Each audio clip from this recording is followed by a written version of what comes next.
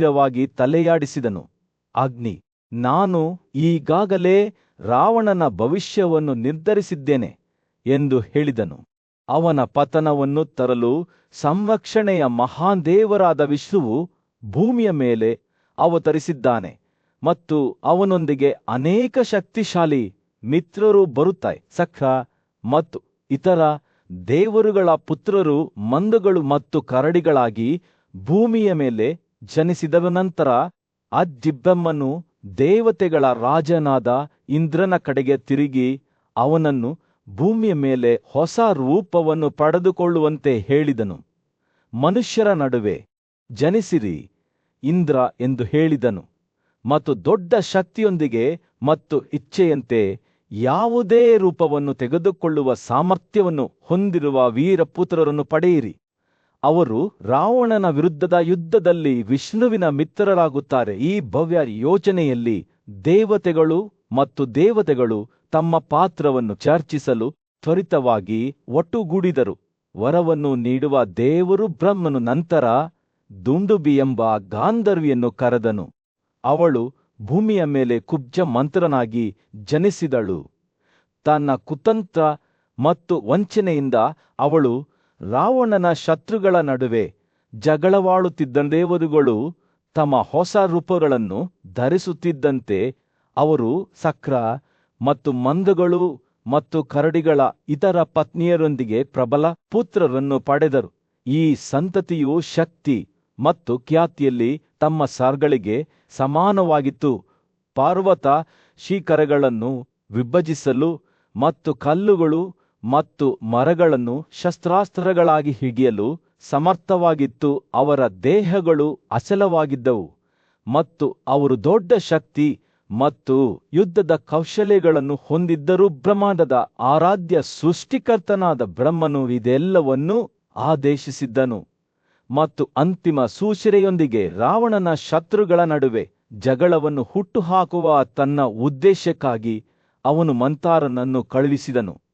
ತನ್ನ ತ್ವರಿತ ಬುದ್ಧಿವಂತಿಕೆ ಮತ್ತು ಕುತಂತ್ರದಿಂದ ಅವಳು ಭಿನ್ನಾಭಿಪ್ರಾಯವನ್ನು ಬಿತ್ತುತ್ತಾಳೆ ಮತ್ತು 10 ತಲೆಯ ರಾಕ್ಷಸನ ವಿರುದ್ಧ ವಿಷ್ಣುವಿನ ಮಹಾಯುದ್ಧಕ್ಕೆ ದಾರಿ ಮಾಡಿಕೊಡುತ್ತಾಳೆ. ದೇವರುಗಳು ಮನುಷ್ಯರ ಲೋಕಕ್ಕೆ ಇಳಿಯಲು ಸಿದ್ಧರಾದಾಗ ಅವರು ಭರವಸೆ ಮತ್ತು ದೃಢ ನಿಶ್ಚಯದಿಂದ ತುಂಬಿದ್ದರು, ಏಕೆಂದರೆ ಈ ಭವ್ಯವಾದ ನಾಟಕದಲ್ಲಿ ತಮ್ಮ ಅದೃಷ್ಟವು ರಾವಣನೊಂದಿಗೆ ಹೆಣೆದುಕೊಂಡಿದೆ ಎಂದು ಅವರಿಗೆ ತಿಳಿದಿತ್ತು. ಒಳ್ಳೆಯದು ಮತ್ತು ಕೆಟ್ಟದು, ಬೆಳಕು ಮತ್ತು ಕತ್ತಲೆಯ ನಡುವಿನ ಯುದ್ಧ ಶೀಘ್ರದಲ್ಲೇ ಮಾನವ ವಿಧಿಯ ವೇದಿಕೆಯ ಮೇಲೆ ತೆರೆದುಕೊಳ್ಳುತ್ತದೆ. ಅಯೋಧ್ಯೆಯ ಬುದ್ಧಿವಂತ ಮತ್ತು ನ್ಯಾಯಯುತ ಆಡಳಿತಗಾರನಾದ ರಾಜ ದಶರಥನ ಆಸ್ಥಾನದಲ್ಲಿ ಭವ್ಯವಾದ ಸಮಾರಂಭವು ನಡೆಯಲಿತ್ತು. ರಾಜನ ಹಿರಿಯ ಮಗನಾದ ರಾಮನಿಗೆ ರಾಜಪ್ರತಿನಿಧಿಯಾಗಿ ಪಟ್ಟಾಭಿಷೇಕವಾಗಬೇಕಿತ್ತು. ಇದು ರಾಜ್ಯದ ಇತಿಹಾಸದಲ್ಲಿ ಹೊಸ ಯುಗವನ್ನು ಸೂಚಿಸುತ್ತದೆ. ಹಸ್ತಿನಾಪುರದ ಬುದ್ಧಿವಂತ ರಾಜ ಯುಧಿಷ್ಠಿರನು ಪೂಜ್ಯ ಋಷಿಯಾದ ಮಾರ್ಕಂಡೇಯನನ್ನು ರಾಮನ ಜನನ ಮತ್ತು ಅವರ ಮುಂಬರುವ ಪಟ್ಟಾಭಿಷೇಕದ ಕಥೆಯನ್ನು ವಿವರಿಸಲು ವಿನಂತಿಸಿದನು. ಮಾರ್ಕಂಡೇಯನು ರಾಮನು ಜನಿಸಿದಾಗ ರಾಜನ ಸಂತೋಷವನ್ನು ವಿವರಿಸುವ ಮೂಲಕ ಪ್ರಾರಂಭಿಸಿದನು ಮತ್ತು ಅವು ಹೇಗೆ ಪ್ರತಿಭಾವಂತ ಮತ್ತು ಧೈರ್ಯಶಾಲಿ ರಾಜಕುಮಾರನಾಗಿ ಬೆಳೆದನು. ರಾಮನು ಪುರುಷತ್ವವನ್ನು ಸಮೀಪಿಸುತ್ತಿದ್ದಂತೆ ಅವನು ಬುದ್ಧಿವಂತಿಕೆ ಮತ್ತು ಶೌರ್ಯದಲ್ಲಿ ತನ್ನ ತಂದೆಯನ್ನು ಮೀರಿಸಿದನು. ತನ್ನ ಮಗನ ಬಗ್ಗೆ ಹೆಮ್ಮೆ ಪಡುವ ದಶರಥನು ರಾಜ್ಯವನ್ನು ಆಳುವ ಜವಾಬ್ದಾರಿಗಳನ್ನು ವಹಿಸಿಕೊಳ್ಳುವ ಸಮಯ ಇದಾಗಿದೆ ಎಂದು ನಿರ್ಧರಿಸಿದನು. ರಾಜನು ರಾಮನನ್ನು ರಾಜಪ್ರತಿನಿಧಿಯಾಗಿ ನೇಮಿಸಲು ಸಿದ್ಧವಾಗುತ್ತಿದ್ದಂತೆ ಅವನ ಎರಡನೇ ಹೆಂಡತಿಯಾದ ಕೈಕೇಯಿ ಆತಂಕಗೊಂಡಳು. ಆಕೆಯ ಪತಿ ಬಹಳ ಹಿಂದಿನಿಂದಲೂ ವರವನ್ನು ನೀಡುವುದಾಗಿ ಭರವಸೆ ನೀಡಿದ್ದನು ಮತ್ತು ಈಗ ಆಕೆಗೆ ಅದನ್ನು ಪಡೆಯುವ ಅವಕಾಶವನ್ನು ಕಂಡಳು. ಆಕೆಯ ನಿಷ್ಠಾವಂತ ದಾಸಿಯಾದ ಮಂತಾರಳು ರಾಜನ ಮೊದಲ ಹೆಂಡತಿಯಾದ ಕೌಸಲ್ಯಳ ಬಗ್ಗೆ ತನ್ನ ಮಹತ್ವಾಕಾಂಕ್ಷೆ ಮತ್ತು ಅಸೂಯೆಗೆ ಉತ್ತೇಜನ ನೀಡುತ್ತಾ ತನ್ನ ಕಿವಿಯಲ್ಲಿ ಪಿಸುಗುಟ್ಟಿದಳು. ಕೈಕೇಯಿ ತನ್ನ ವಾಗ್ದಾನವನ್ನು ನೆನಪಿಸುತ್ತಾ ಆಕರ್ಷಕ ನಗುವಿನೊಂದಿಗೆ ದಶರಥನ ಬಳಿಗೆ ಹೋದನು. ಕೈಕೇಯಿಯ ಮೇಲಿನ ಪ್ರೀತಿಯಿಂದ ಕುರುಡನಾದ ರಾಜನು ಹಿಂಜರಿಕೆಯಿಲ್ಲದೆ ಆಕೆಗೆ ವರವನ್ನು ನೀಡಿದರು. ರಾಮರನ್ನು 14 ವರ್ಷಗಳ ಕಾಲ ದಂಡಕ ಅರಣ್ಯಕ್ಕೆ ಗಡೀಪಾರು ಮಾಡುವಂತೆ ಮತ್ತು ಅವರ ಮಗನಾದ ಭರತನಿಗೆ ರಾಜಪ್ರತಿನಿಧಿಯಾಗಿ ಪಟ್ಟಾಭಿಷೇಕ ಮಾಡಬೇಕೆಂದು ಆಕೆ ವಿನಂತಿಸಿದಳು. ಕೈಕೇಯಿಯ ಮಾತುಗಳನ್ನು ಕೇಳಿದ ದಶರಥನು ಆಘಾತಕ್ಕೊಳಗಾದನು ಮತ್ತು ಮೂಕನಾದನು. ಇದು ಕ್ರೂರ ಮತ್ತು ಅನ್ಯಾಯದ ಬೇಡಿಕೆ ಎಂದು ಅವನಿಗೆ ತಿಳಿದಿತ್ತು. ಆದರೆ ಅವಳ ಮೇಲಿನ ಅವನ ಪ್ರೀತಿ ಮತ್ತು ಅವಳ ಕೋಪದ ಭಯವು ಅವನನ್ನು ನಿರಾಕರಿಸದಂತೆ ತಡೆಯಿತು. ಆದಾಗ್ಯೂ ರಾಮನು ತನ್ನ ತಂದೆಯ ದುಃಖವನ್ನು ಅರಿತುಕೊಂಡು ರಾಜನ ಮಾತನ್ನು ಗೌರವಿಸಲು ನಿರ್ಧರಿಸಿದನು ಮತ್ತು ದೇಶಭ್ರಷ್ಟನಾದನು. ರಾಮನು ತನ್ನ ನಿಷ್ಠಾವಂತ ಸಹೋದರ ಲಕ್ಷ್ಮಣ ಮತ್ತು ಅವನ ಪ್ರೀತಿಯ ಪತಿ ಸೀತೆಯೊಂದಿಗೆ ಅರಣ್ಯವನ್ನು ಪ್ರವೇಶಿಸಿದಾಗ ದಶರಥನು ಈ ಜಗತ್ತನ್ನು ತೊರೆದು ಅವ್ಯವಸ್ಥೆಯ ರಾಜ್ಯವನ್ನು ಬಿಟ್ಟು ಹೋದನು. ಕೈಕೇಯಿ ತನ್ನ ಗುರಿಯನ್ನು ಸಾಧಿಸಿದ ನಂತರ ತನ್ನ ಕಾರ್ಯಗಳನ್ನು ಭರತನಿಗೆ ಸಮರ್ಥಿಸಲು ಪ್ರಯತ್ನಿಸಿದನು. ಆದರೆ ಅವನು ಕೋಪಗೊಂಡನು ಮತ್ತು ತನ್ನ ಕುಟುಂಬದ ಪತನಕ್ಕಾಗಿ ಅಳುತ್ತಾನೆ. ರಾಮನನ್ನು ಅಯೋಧ್ಯೆಗೆ ಮರಳಿ ತರಲು ನಿರ್ಧರಿಸಿದ ಭರತನು ಋಷಿಗಳು ಮತ್ತು ನಾಗರಿಕರು ಸೇರಿದಂತೆ ಸಾವಿರಾರು ಜನರೊಂದಿಗೆ ಸುದೀರ್ಘ ಪ್ರಯಾಣವನ್ನು ಕೈಗೊಂಡನು. ಅಂತಿಮವಾಗಿ ರಾಜಕುಮಾರನು ತಪಸ್ವಿ ಜೀವನವನ್ನು ಕೈಗೊಂಡಿದ್ದ ಚಿತ್ರಕೂಟದ ಪರ್ವತಗಳಲ್ಲಿ ರಾಮ ವಾಸಿಸುತ್ತಿರುವುದನ್ನು ಕಂಡನು. ಆದಾಗ್ಯೂ ರಾಮನು ತನ್ನ ತಂದೆಯ ಮಾತುಗಳನ್ನು ಬದ್ಧವೆಂದು ಉಲ್ಲೇಖಿಸಿ ಮರಳಲು ನಿರಾಕರಿಸಿದನು. ಭರತನು ಅಯೋಧ್ಯೆಗೆ ಹಿಂದಿರುಗಿದರು. ರಾಮನ ಸ್ಥಾನದಲ್ಲಿ ಆಳ್ವಿಕೆ ನಡೆಸಿದನು ಮತ್ತು ತನ್ನ ಸಹೋದರನ ಚಪ್ಪಲಿಗಳನ್ನು ತಮ್ಮ ಪ್ರತ್ಯೇಕತೆಯ ನೆನಪಿಗಾಗಿ ಇಟ್ಟುಕೊಂಡನು. ಏತನ್ಮಧ್ಯೆ ರಾಮ ಮತ್ತು ಲಕ್ಷ್ಮಣರು ಕಾಡಿನಲ್ಲಿ ತಮ್ಮ ಜೀವನವನ್ನು ಮುಂದುವರೆಸಿದರು. ಹಲವಾರು ಸವಾಲುಗಳು ಮತ್ತು ಅಪಾಯಗಳನ್ನು ಎದುರಿಸಿದರು. ಅಂತಿಮವಾಗಿ ಅವರು ರಾಮನಿಂದ ವಿರೂಪಗೊಂಡಿದ್ದ ಶೂರ್ಪನಖ ಎಂಬ ರಾಕ್ಷಸ ಮಹಿಳೆಯನ್ನು ಎದುರಿಸಿದರು. ಶೂರ್ಪನಖಳು ಲಂಕೆಗೆ ಓಡಿಹೋದರು. ಅಲ್ಲಿ ರಾಕ್ಷಸರ ಸಾಮ್ರಾಜ್ಯದಲ್ಲಿ ಮಾರ್ಕಂಡೇಯನು ತನ್ನ ಕೇಳುಗರಿಗೆ ಕುತಂತ್ರ ಮತ್ತು ವಂಚನೆಯ ಕಥೆಯನ್ನು ವಿವರಿಸಿದನು. ನುರಿತ ವಾಗ್ಮಿಮಾರೀಚ 10 ತಲೆಯ ರಾಜ ರಾವಣನನ್ನು ತನ್ನ ಆಶ್ರಮಕ್ಕೆ ಬಹಳ ಗೌರವ ಮತ್ತು ಆತಿಥ್ಯದಿಂದ ಸ್ವಾಗತಿಸಿದನೆಂದು ಹೇಳಲಾಗುತ್ತದೆ. ಅವರು ಒಟ್ಟಿಗೆ ಕುಳಿತಾಗ ರಾವಣನ ವರ್ಣವು ಅಸ್ವಾಭಾವಿಕ ಬಣ್ಣವನ್ನು ಪಡೆದುಕೊಂಡಿರುವುದನ್ನು ಮಾರೀಚ ಗಮನಿಸಿದನು ಮತ್ತು ರಾಜ್ಯದಲ್ಲಿ ಎಲ್ಲವೂ ಸರಿಯಾಗಿದೆಯೇ ಎಂದು ಕೇಳಿದನು. ಕೋಪ ಮತ್ತು ಅವಮಾನದಿಂದ ಕೆರಳಿದ ಅವನ ಹೃದಯವಾದ ರಾವಣನು ಮಾರೀಚನಿಗೆ ಅಯೋಧ್ಯೆಯಿಂದ ಗಡೀಪಾರುಗೊಂಡ ಪ್ರಬಲ ರಾಜಕುಮಾರನಾದ ರಾಮನ ಕಥೆಯನ್ನು ವಿವರಿಸಿದನು. ಅವನು ರಾಮನ ವಿರುದ್ಧ ತೆಗೆದುಕೊಳ್ಳಲು ಯೋಜಿಸಿದ ಕ್ರಮಗಳ ಬಗ್ಗೆ ಹೇಳಿದನು. ಆದರೆ ಮಾರೀಚನು ಅವನನ್ನು ಎಚ್ಚರಿಸಿದನು, ನೀನು ರಾಮನನ್ನು ಪ್ರಚೋದಿಸಬಾರದು, ಏಕೆಂದರೆ ನನಗೆ ಅವನ ಶಕ್ತಿ ತಿಳಿದಿದೆ. ತನ್ನ ಬಾಣಗಳ ಪ್ರಚೋದನೆಯನ್ನು ತಡೆದುಕೊಳ್ಳುವ ಸಾಮರ್ಥ್ಯ ಹೊಂದಿರುವ ಯಾರಾದರೂ ಇದ್ದರೆಯೇ. ರಾವಣನ ಕೋಪವು ಸ್ಪಷ್ಟವಾಗಿತ್ತು. ಅವನು ಮಾರೀಚವನ್ನು ದೂಷಿಸುತ್ತಾ ಅವನ ಆದೇಶಗಳನ್ನು ಪಾಲಿಸದಿದ್ದರೆ ಅವನನ್ನು ಕೊಲ್ಲುವುದಾಗಿ ಬೆದರಿಕೆ ಹಾಕಿದನು. ಸಾವು ಅನಿವಾರ್ಯವೆಂದು ಅರಿತುಕೊಂಡ ಮಾರೀಚನು ರಾವಣನ ಇಚ್ಛೆಯನ್ನು ಪೂರೈಸಲು ನಿರ್ಧರಿಸಿದನು. ರಾಮನ ನಿಷ್ಠಾವಂತ ಹೆಂಡತಿಯಾದ ಸೀತೆಯನ್ನು ಸೆರೆಹಿಡಿಯುವ ತನ್ನ ಯೋಜನೆಯಲ್ಲಿ ರಾಜನಿಗೆ ಸಹಾಯ ಮಾಡಲು ಅವನು ಒಪ್ಪಿಕೊಂಡನು. ಚಿನ್ನದ ಕೊಂಬುಗಳು ಮತ್ತು ಚರ್ಮವನ್ನು ಹೊಂದಿರುವ ಜಿಂಕೆಯ ಆಕಾರವನ್ನು ಪಡೆದುಕೊಳ್ಳಲು ಮತ್ತು ಬೇಟೆಯಾಡಲು ಹೋಗುವಾಗ ರಾಮನನ್ನು ದೂರ ಕಳುಹಿಸುವಂತೆ ಸೀತೆಯನ್ನು ಪ್ರಚೋದಿಸಲು ರಾವಣನು ಮಾರೀಚನಿಗೆ ಸೂಚನೆ ನೀಡಿದನು. ಭಾರವಾದ ಹೃದಯದಿಂದ ಮಾರೀಚನು ರಾವಣನನ್ನು ರಾಮ ಮತ್ತು ಲಕ್ಷ್ಮಣನ ಆಶ್ರಮಕ್ಕೆ ಹಿಂಬಾಲಿಸಿದನು. ಅವರಿಬ್ಬರೂ ವೇಷ ಧರಿಸಿದರು. ರಾವಣನು ಸನ್ಯಾಸಿಯಾದನು ಮತ್ತು ಮಾರೀಚನು ಜಿಂಕೆಯಾಗಿ ರೂಪಾಂತರಗೊಂಡನು. ಯೋಜಿಸಿದಂತೆ ಮಾರೀಚನು ತನ್ನ ಹೊಸ ರೂಪದಲ್ಲಿ ಸೀತೆಯ ಮುಂದೆ ಕಾಣಿಸಿಕೊಂಡನು ಮತ್ತು ಅವಳು ಈ ವಂಚನೆಯ ಅರಿವಿಲ್ಲದೆ ಜಿಂಕೆಯನ್ನು ಬೇಟೆಯಾಡಲು ರಾಮನನ್ನು ಕಳುಹಿಸಿದರು. ಅವಳನ್ನು ಮೆಚ್ಚಿಸಲು ಉತ್ಸುಕನಾಗಿದ್ದ ರಾಮನು ಸೀತೆಯ ರಕ್ಷಣೆಗಾಗಿ ಲಕ್ಷ್ಮಣನನ್ನು ಬಿಟ್ಟು ಜಿಂಕೆಯನ್ನು ಹಿಂಬಾಲಿಸಿದನು. ರಾಮನು ಜಿಂಕೆಯನ್ನು ಬೆನ್ನಟ್ಟುತ್ತಿದ್ದಂತೆ ಅವನು ದಣಿದನು, ಆದರೆ ಅದು ಅವನನ್ನು ತಪ್ಪಿಸಿಕೊಳ್ಳುತ್ತಲೇ ಹೋಯಿತು. ಅಂತಿಮವಾಗಿ ಜಿಂಕೆಯು ವಾಸ್ತವವಾಗಿ ಮಾರುವೇಷದಲ್ಲಿ ಮಾರೀಚ ಎಂದು ರಾಮನು ಕಂಡುಹಿಡಿದನು ಮತ್ತು ವೇಗವಾಗಿ ಬಾಣದಿಂದ ಅವನು ರಾಕ್ಷಸನನ್ನು ಕೊಂದು ಹಾಕಿದನು. ಸಾಯುತ್ತಿರುವ ಮಾರೀಚನಿಂದ ದುಃಖದ ಕೂಗು ಸೀತೆಯ ಕಿವಿಗಳನ್ನು ತಲುಪಿತು ಮತ್ತು ಅವಳು ತನ್ನ ನಿಷ್ಠಾವಂತ ಸಹೋದರ ಲಕ್ಷ್ಮಣನನ್ನೂ ಸಹ ಅನುಮಾನಿಸಿದಳು. ತನ್ನ ಭಯ ಮತ್ತು ಗೊಂದಲದಲ್ಲಿ ಸೀತೆಯು ಗಟ್ಟಿಯಾಗಿ ಅಳಲು ಪ್ರಾರಂಭಿಸಿದಳು. ಲಕ್ಷ್ಮಣನು ತನ್ನ ಬಗೆಗಿನ ಉದ್ದೇಶಗಳಿಗಾಗಿ ಅವನನ್ನು ಕಟುವಾಗಿ ಖಂಡಿಸಿದಳು. ಲಕ್ಷ್ಮಣನು ತನ್ನ ಸಹೋದರನಿಗೆ ಸಮರ್ಪಿತನಾಗಿ ಅವಳ ಮಾತುಗಳಿಗೆ ಕಿವಿಕೊಟ್ಟು ರಾಮನ ಅನ್ವೇಷಣೆಯಲ್ಲಿ ಹೊರಟನು. ಏತನ್ಮಧ್ಯೆ ರಾವಣನು ಇನ್ನೂ ಸನ್ಯಾಸಿಯ ವೇಷದಲ್ಲಿ ದುಷ್ಟತನದಿಂದ ಮುಳಿದಿದ ತನ್ನ ಹೃದಯವಾದ ಸೀತೆಯ ಮುಂದೆ ಕಾಣಿಸಿಕೊಂಡನು. ಅವನು ರಾಕ್ಷಸರ ನಡುವೆ ತನ್ನ ನಿಜವಾದ ರೂಪವಾದ ಗೂಳಿಯನ್ನು ಬಹಿರಂಗಪಡಿಸಿದನು ಮತ್ತು ಸದ್ಗುಣಶೀಲ ರಾಜಕುಮಾರಿಗೆ ಪ್ರಲೋಭನೆಯ ಮಾತುಗಳನ್ನು ಹೇಳಿದನು. ಕೋಪದಿಂದ ನಡುಗುತ್ತಿರುವ ಅವಳ ತುಟಿಗಳಾದ ಸೀತೆಯು ರಾವಣನ ಪ್ರಗತಿಯನ್ನು ತಿರಸ್ಕರಿಸುತ್ತಾ, ಎಲ್ಲ ನಕ್ಷತ್ರಗಳೊಂದಿಗೆ ಸ್ವರ್ಗದ ನೆಲಮಾಳಿಗೆಯು ಕೆಳಗೆ ಬೀಳಬಹುದು, ಭೂಮಿಯು ಸ್ವತಃ ತುಣುಕುಗಳಾಗಿ ವಿಭಜನೆಯಾಗಬಹುದು, ಬೆಂಕಿಯು ತನ್ನ ಸ್ವಭಾವವನ್ನು ಬದಲಾಯಿಸಬಹುದು ಎಂದು ಹೇಳಿದಳು.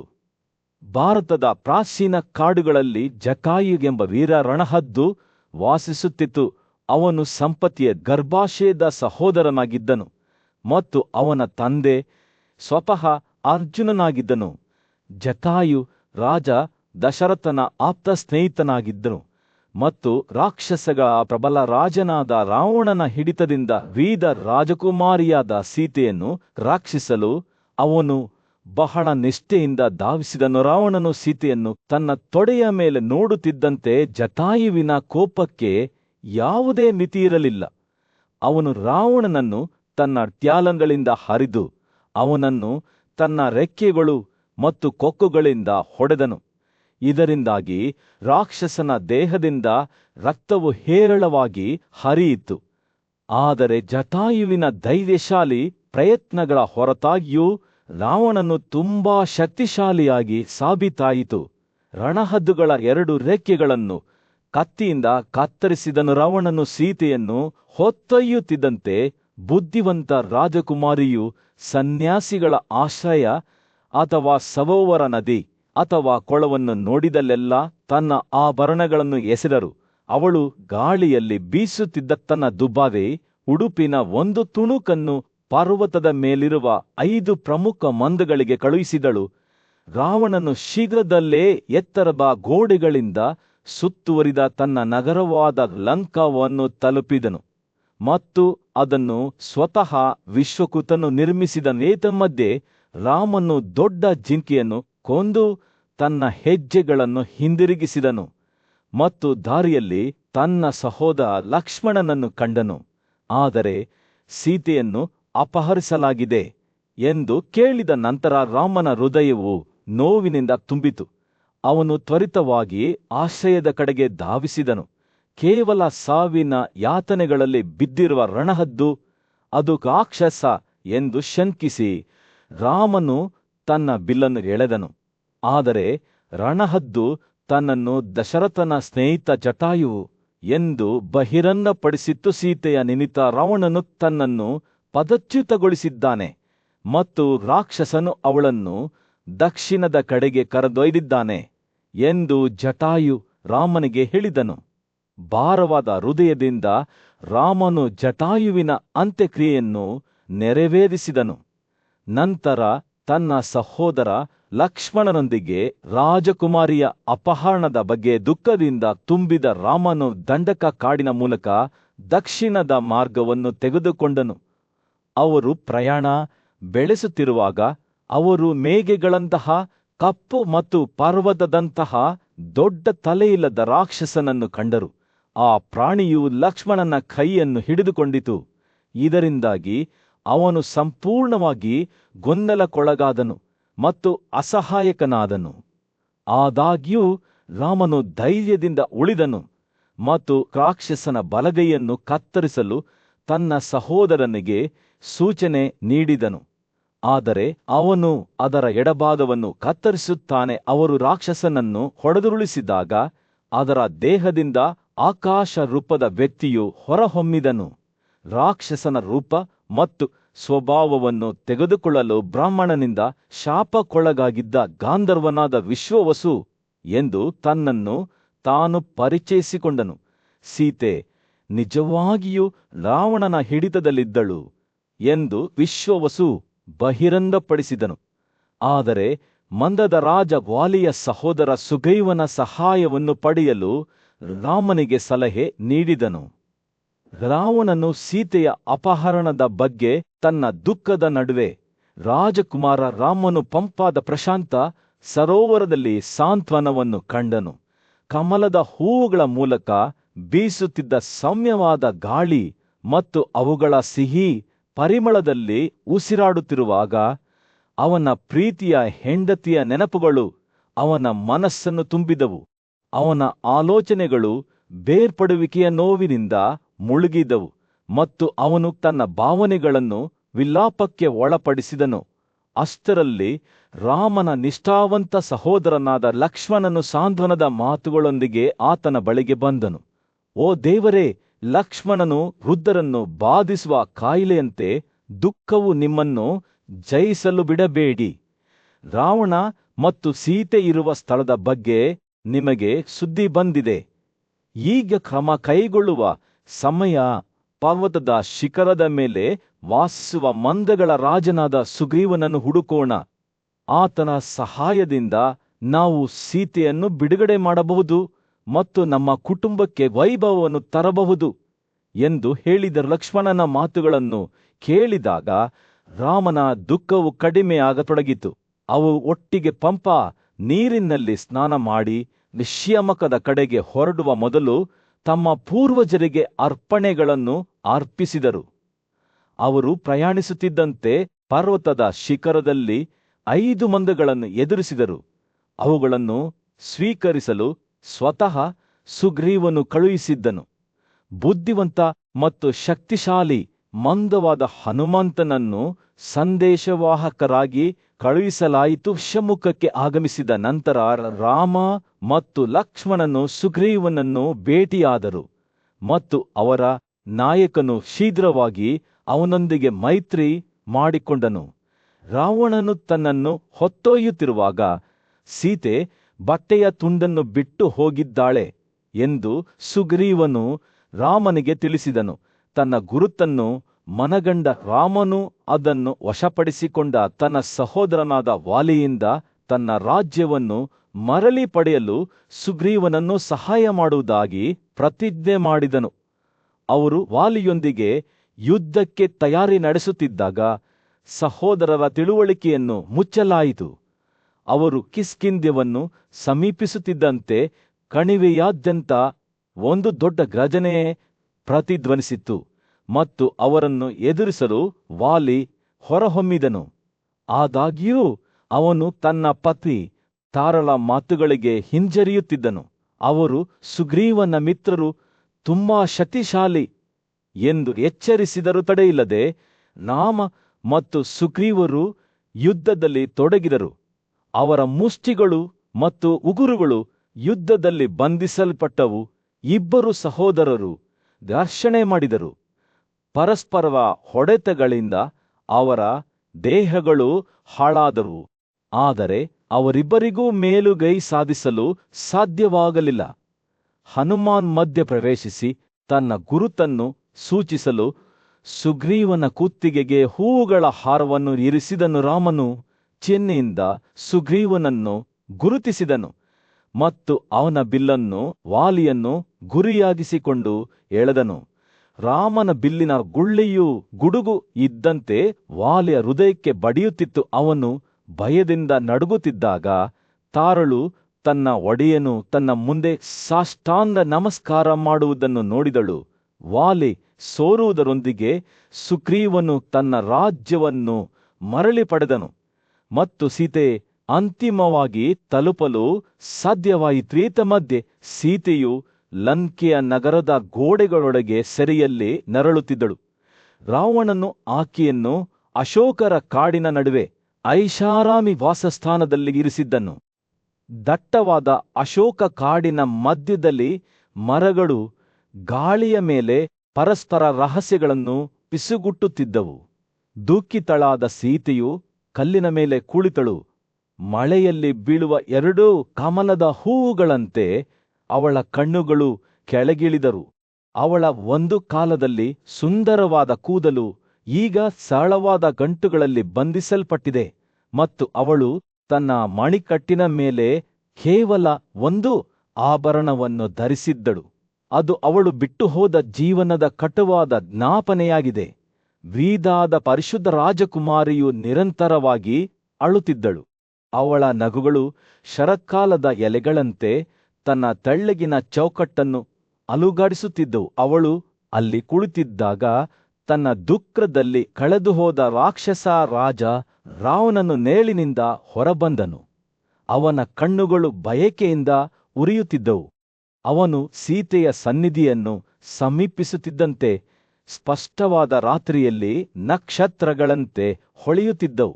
ಆಭರಣದ ಕಿವಿಯೋಲೆಗಳು ಮತ್ತು ಸುಂದರವಾದ ಹಾರಗಳಿಂದ ಅಲಂಕರಿಸಲ್ಪಟ್ಟ ಅವನ ಆಕಾಶದ ನಿಲುವಂಗಿಗಳು ಮತ್ತು ಸುಂದರವಾದ ಲಕ್ಷಣಗಳ ಹೊರತಾಗಿಯೂ ಸೀತೆ ತನ್ನ ಮುಂದೆ ಕೇವಲ ಒಂದು ರಾಕ್ಷಸನನ್ನು ಕಂಡಳು. ರಾವಣನು ಸೀತೆಯೊಂದಿಗೆ ಮಾತನಾಡುವಾಗ ಅವನ ಮಾತುಗಳು ಜೇನಿನ ಮಾಧುರ್ಯದಿಂದ ಚಿಮ್ಮಿದವು. ಅವು ಸೂಕ್ಷ್ಮವಾದ ಕಾಲುಗಳ ಹೆಂದೆಸಲೇ, ನೀನು ನಿನ್ನ ಒಡೆಯನ ಬಗ್ಗೆ ತುಂಬಾ ಗೌರವವನ್ನು ತೋರಿಸಿದ್ದೀಯ, ನನಗೆ ಕರುಣೆ ತೋರಿಸು. ಕಾಯುತ್ತಿರುವ ಈ ದಾಸಿಯರಿಂದ ನಿನ್ನ ವ್ಯಕ್ತಿಯು ಅಲಂಕರಿಸಲ್ಪಡಲಿ. ಅವನು ಅವಳಿಗೆ ಸಂಪತ್ತು ಮತ್ತು ಶಕ್ತಿಯ ಬಲೆಗಳನ್ನು ಅರ್ಪಿಸಿದನು. ಅವಳು ತನ್ನ ಅನೇಕ ಪತಿಯರಲ್ಲಿ ರಾಣಿಯಾಗುತ್ತಾಳೆ ಎಂದು ಭರವಸೆ ನೀಡಿದನು. ಆದರೆ ಸೀತೆ ತನ್ನ ಹೊಗಳಿಕೆಯ ಮೂಲಕ ಸ್ಫಟಿಕದ ಸ್ಪಷ್ಟವಾದ ಹೊಳೆಯಂತೆ ನೋಡಿದಳು. ತನ್ನ ಧ್ವನಿಯು ಭಾವಾವೇಶದಿಂದ ನಡುಗುತ್ತಿರುವಾಗ ಸೀತೆಯು ರಾವಣನಿಗೆ ಉತ್ತರಿಸಿದಳು, ಓ ರಾಕ್ಷಸರ ರಾಜನೇ, ನೀನು ಹೇಳಿದ ಇಂತಹ ಘೋರವಾದ ಮಾತುಗಳನ್ನು ಕೇಳಲು ನಾನು ಸಂಪೂರ್ಣವಾಗಿ ಅದೃಷ್ಟಶಾಲಿಯಾಗಿದ್ದೇನೆ. ನೀನು ಧನ್ಯಳು. ನಿನ್ನ ಹೃದಯವು ನನ್ನಿಂದ ದೂರವಿರಲಿ. ಅವಳು ಅವನನ್ನು ಒಣಹುಲ್ಲುಗಿಂತ ಕಡಿಮೆ ಎಂದು ಪರಿಗಣಿಸಿದರು. ಅವಳ ಮಾತುಗಳು ಚಳಿಗಾಲದ ಗಾಳಿಯಂತೆ ಚುಚ್ಚಿದವು. ರಾವಣನು ತಿರಸ್ಕರಿಸಲ್ಪಟ್ಟರೂ ಇನ್ನೂ ದೀರ್ಘಕಾಲದವರೆಗೆ ಅವನ ಕಣ್ಣುಗಳು ಬಯಕೆಯಿಂದ ಉರಿಯುತ್ತಿದ್ದವು. ಸೀತೆಯು ಅಳುತ್ತಾ ತನ್ನ ಮುಖವನ್ನು ತನ್ನ ಬಟ್ಟೆಗಳಿಂದ ಮುಚ್ಚಿಕೊಂಡಾಗ ಅವಳ ಉದ್ದನೆಯ ಮುಳ್ಳು ಅಪ್ಪು ಹಾವಿನಂತೆ ನೆಲಕ್ಕೆ ಬಿದ್ದಿತು. ಅವಳನ್ನು ನೋಡುತ್ತಿದ್ದ ರಾಕ್ಷಸ ಮಹಿಳೆಯರಲ್ಲಿ ಒಬ್ಬಳಾದ ತ್ರಿಜಾತಳು ಸೀತೆಯನ್ನು ಸಮಾಧಾನಪಡಿಸಿದಳು. ಆದರೆ ಆ ಸೌಮ್ಯ ಸ್ಪರ್ಶವೂ ಸಹ ರಾಜಕುಮಾರಿಯ ಬನ್ನ ಹೃದಯವನ್ನು ಶಮನಗೊಳಿಸಲು ಸಾಧ್ಯವಾಗಲಿಲ್ಲ. ಇನ್ನೂ ಬಯಕೆಯಿಂದ ಪೀಡಿತರಾಗಿದ್ದ ರಾವಣನು ಸೀತೆಯನ್ನು ಮತ್ತೊಮ್ಮೆ ಸಂಬೋಧಿಸಿದನು. ನಿನಗೆ ಇಷ್ಟವಿಲ್ಲದ ಕಾರಣ ನಾನು ನಿನ್ನನ್ನು ಸಮೀಪಿಸುವುದಿಲ್ಲ. ಕೇವಲ ಮನುಷ್ಯನಾಗಿದ್ದ ರಾಮನ ಬಗ್ಗೆ ಇನ್ನೂ ಗೌರವವನ್ನು ಅನುಭವಿಸುವ ನಿನಗೆ ನಾನು ಏನು ಮಾಡಬಹುದು? ಮತ್ತು ಆದ್ದರಿಂದ ನಮ್ಮ ಆಹಾರ, ಅವನ ಮಾತುಗಳು ಕ್ರೌರ್ಯದಿಂದ ತೊಟ್ಟಿಕ್ಕಿದವು. ಆದರೆ ಸೀತೆಯು ತನ್ನ ಗಂಡನ ಬಗೆಗಿನ ಭಕ್ತಿಯ ಆಳವನ್ನು ಅವನು ಸಹ ನೋಡಬಹುದಾಗಿತ್ತು. ಅಂತಿಮವಾಗಿ ಸೀತೆಯನ್ನು ಕೊನೆಯ ಬಾರಿ ನೋಡಿದ ನಂತರ ರಾವಣನು ರಾಜಕುಮಾರಿಯನ್ನು ರಾಕ್ಷಸ ಮಹಿಳೆಯರಿಂದ ಸುತ್ತುವರಿದ್ದನು. ಹೀಗೆ ಸೀತೆಯು ಕಾಡಿನಲ್ಲಿ ವಾಸಿಸುವುದನ್ನು ಮುಂದುವರೆಸಿದಳು. ಅವಳ ದುಃಖವು ಕಪ್ಪು ಮೋಡದಂತೆ ಅವಳ ಮೇಲೆ ತೂಗಾಡುತ್ತಿತ್ತು. ತ್ರಿಜಾತ ಮತ್ತು ಇತರ ರಾಕ್ಷಸ ಮಹಿಳೆಯರು ಅವಳನ್ನು ದಯೆಯಿಂದ ನೋಡಿಕೊಂಡರೂ ಸೀತೆಯ ಹೃದಯವು ದುಃಖದಿಂದ ಭಾರವಾಗಿತ್ತು. ರಘುವಿನ ಮಗನಾದ ಪ್ರಸಿದ್ಧ ರಾಮನು ಮಳವತ್ ಬೆಟ್ಟದ ಮೇಲೆ ಕುಳಿತು ಮೋಡಗಳಿಲ್ಲದ ರಾತ್ರಿಯಲ್ಲಿ ಸ್ಪಷ್ಟವಾದ ನೀಲಿ ಆಕಾಶವನ್ನು ನೋಡುತ್ತಿದ್ದನು. ತಂಪಾದ ಗಾಳಿಯು ಲಿಲ್ಲಿ ಮತ್ತು ಕಮಲದ ಹೂವುಗಳ ಸಿಹಿ ಪರಿಮಳವನ್ನು ಹೊತ್ತುಕೊಂಡು ರಾಕ್ಷಸ ರಾವಣನ ವಾಸಸ್ಥಾನದಲ್ಲಿ ಇನ್ನೂ ಸೆರೆಯಲ್ಲಿದ್ದ ತನ್ನ ಪ್ರೀತಿಯ ಸೀತೆಯನ್ನು ನೆನಪಿಸಿತು.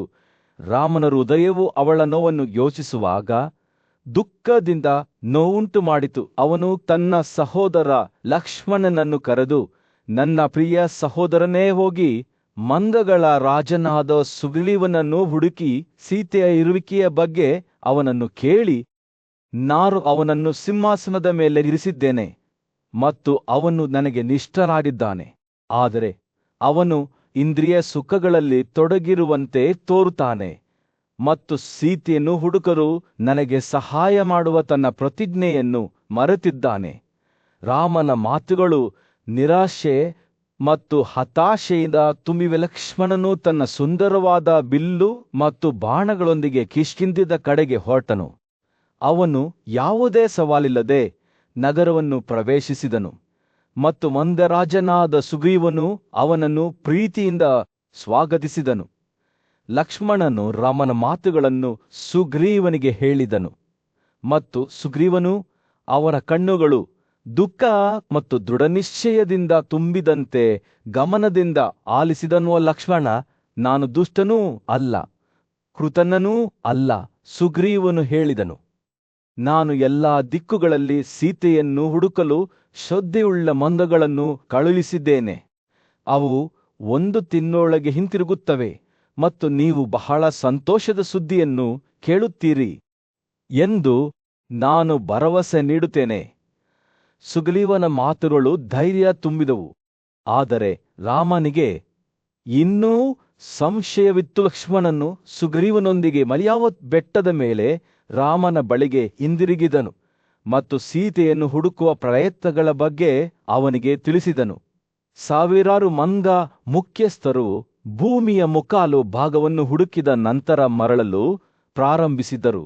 ಆದರೆ ಅವರಿಗೆ ಸೀತೆಯಲ್ಲಿರುವಿಕೆಯ ಬಗ್ಗೆ ಯಾವುದೇ ಸುದ್ದಿ ಇರಲಿಲ್ಲ. ಆದಾಗ್ಯೂ ಹಲವಾರು ಮಂದಗಳು ದಕ್ಷಿಣದಿಂದ ಹಿಂದಿರುಗಿದಾಗ ಮಧುರೆಂಬ ದೊಡ್ಡ ತೋಟದಲ್ಲಿ ತಮ್ಮ ಸಾಹಸಗಳ ಕಥೆಗಳನ್ನು ಹೊಂದಿದ್ದವು.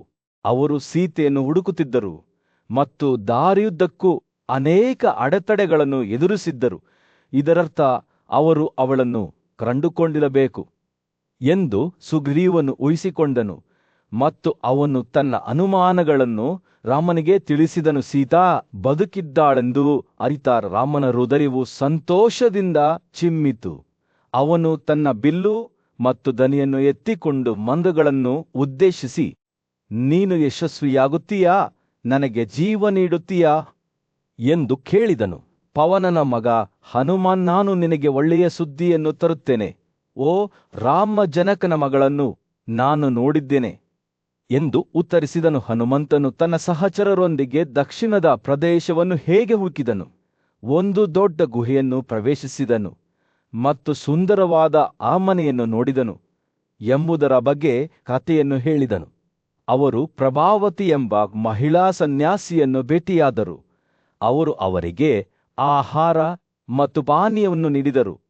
ತಮ್ಮ ಶಕ್ತಿಯನ್ನು ಮರಳಿ ಪಡೆದ ನಂತರ ಅವರು ತೋರಿಸಿದ ದಾರಿಯಲ್ಲಿ ಮುಂದೆ ಸಾಗಿ ಅಂತಿಮವಾಗಿ ಬೆಟ್ಟವನ್ನು ತಲುಪಿದರು. ಭವ್ಯವಾದ ಬೆಟ್ಟದ ಮೇಲೆ ರಾಮನು ತನ್ನ ನಿಷ್ಠಾವಂತ ಮಂದ ಮಿತ್ರರೊಂದಿಗೆ ಕಾಡಿನ ಸೊಂಪಾದ ಹಸಿರಿನಿಂದ ಸುತ್ತುವರಿದಿದ್ದನು. ಇಲ್ಲಿಯೇ ಸುಗ್ರೀವನ ಆಜ್ಞೆಯ ಮೇರೆಗೆ ದೊಡ್ಡ ಮಂದ ಮುಖ್ಯಸ್ಥರು ಒಟ್ಟುಗೂಡಲು ಪ್ರಾರಂಭಿಸಿದರು. ವಾಲಿಯ ಮಾವರಾದ ಸುಷೇನ 1000 ಕೋಟಿ ಸಕ್ರಿಯ ಮಂದಗಳೊಂದಿಗೆ ಆಗಮಿಸಿದನು.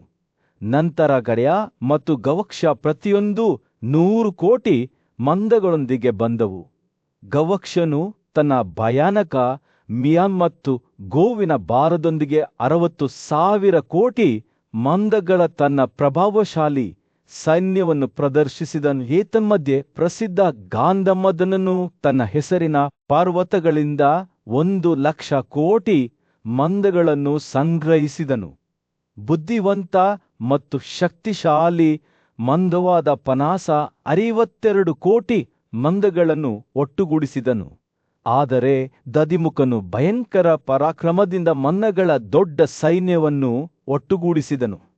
ಜಾಂಬುವನು ಅವರ ಮುಖದ ಮೇಲೆ ತಿಲಕ ಗುರುತುಗಳನ್ನು ಹೊಂದಿರುವ 1,00,000 ಕಪ್ಪು ಕರಡಿಗಳೊಂದಿಗೆ ರಾಮನ ಕಾರ್ಯಕ್ಕೆ ಸೇರಿಕೊಂಡ ಇವುಗಳು ಮತ್ತು ಅಸಂಖ್ಯಾತ ಸಂಖ್ಯೆಯ ಇತರ ಕೋತಿಗಳ ಮುಖ್ಯಸ್ಥರು ರಾಮನಿಗೆ ಸಹಾಯ ಮಾಡಲು ಆಗಮಿಸಿದಾಗ ಗಾಳಿಯು ಉತ್ಸಾಹದಿಂದ ಕೂಡಿತು. ಅವರ ಬೃಹತ್ ದೇಹಗಳು ಪರ್ವತ ಶಿಖರಗಳಂತಹ ಭೂದೃಶ್ಯದ ಮೇಲೆ ಎತ್ತರವಾಗಿದ್ದವು, ಆದರೆ ಕೆಲವು ಎಮ್ಮೆಗಳನ್ನು ಹೋಲುತ್ತಿದ್ದವು ಅಥವಾ ಶರತ್ಕಾಲದ ಮೋಡಗಳ ಬಣ್ಣವನ್ನು ಹೊಂದಿದ್ದವು. ಕೆಲವು ಆಕಾಶಕ್ಕೆ ಎತ್ತರಕ್ಕೆ ಏರಿದವು, ಇತರರು ಕೆಳಗೆ ಬಿದ್ದರು, ಕೇಪರ್ಗಳನ್ನು ಕತ್ತರಿಸಿದರು ಅಥವಾ ವಿವಿಧ ದಿಕ್ಕುಗಳಿಂದ ಒಟ್ಟಿಗೆ ಸೇರುತ್ತಿರುವಾಗ ಧೂಳನ್ನು ಚದುರಿಸಿದರು. ಮಂದಗಳ ಸೈನ್ಯವು ಒಟ್ಟುಗೂಡಿದಾಗ ಸುಗ್ರೀವನು ಬೆಟ್ಟದ ಮೇಲೆ ಬೀಡುಬಿಡಲು ಅವರಿಗೆ ತನ್ನ ಆಜ್ಞೆಯನ್ನು ನೀಡಿದನು.